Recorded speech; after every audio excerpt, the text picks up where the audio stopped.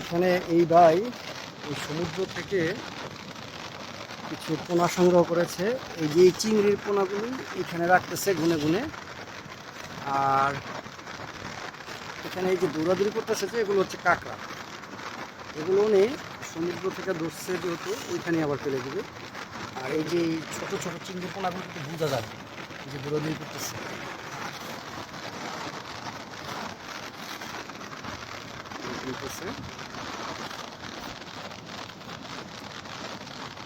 এখানে আমরা দেখতে পাচ্ছি সমুদ্রের কিছু চিংড়ির পোনা সংগ্রহ করেছেন ভাই।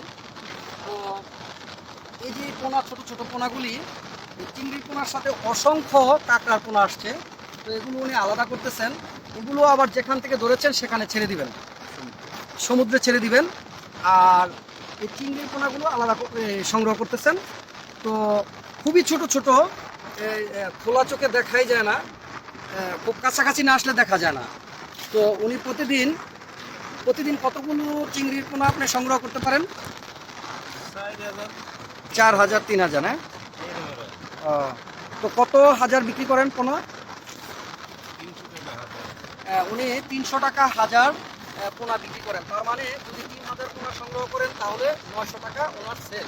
আপনি কি একাই করেন এই কাজটা? ও, ওনার ছেলেকে নিয়ে তারপরে করে, একা করা যায় না। এখানে পোনা সংগ্রহ করেন। এই যে এখানে জালের রশিটা দেখা যায়, ওখানে রশি পাচ্ছে, ওইখানে পোনা এগুলো জমা হয়, তখন এগুলো নিয়ে উনি বাঁচে। আচ্ছা, ঠিক আছে, ধন্যবাদ।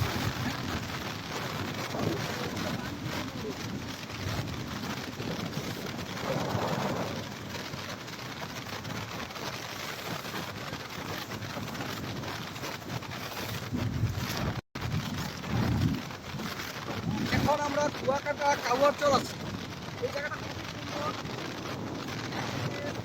সমুদ্র, সমুদ্র ঢেউ এবং সুন্দর মালিয়াটি। তারপর এইখানে আসার যে পথটা খুবই সুন্দর, ন্যাচারাল একদম, খুবই ভালো লাগার মতো একটা জায়গা। আমার কাছে খুবই ভালো লেগেছে, আপনারাও আসবেন, আশা করি ভালো লাগবে। এইখানে যারা বসবাস করেন তারা বেশিরভাগই হচ্ছে জেলে পরিবার। ওরা সমুদ্র থেকে মাছ সংগ্রহ করেন, মাছের পোনা সংগ্রহ করেন, তারপর বিক্রি করেন খেটে খাওয়া মানুষ। আর এখানে সুবিশাল একটা ঝাউবন রয়েছে, বিশাল বড়, খুব সুন্দর, দেখার মতো জায়গা। কাউয়ারচর এলাকা আমার কাছে খুবই ভালো লেগেছে। তো আপনারা যদি কখনো কুয়াকাটা আসেন অবশ্যই এখানে আসবেন, আশা করি ভালো লাগবে।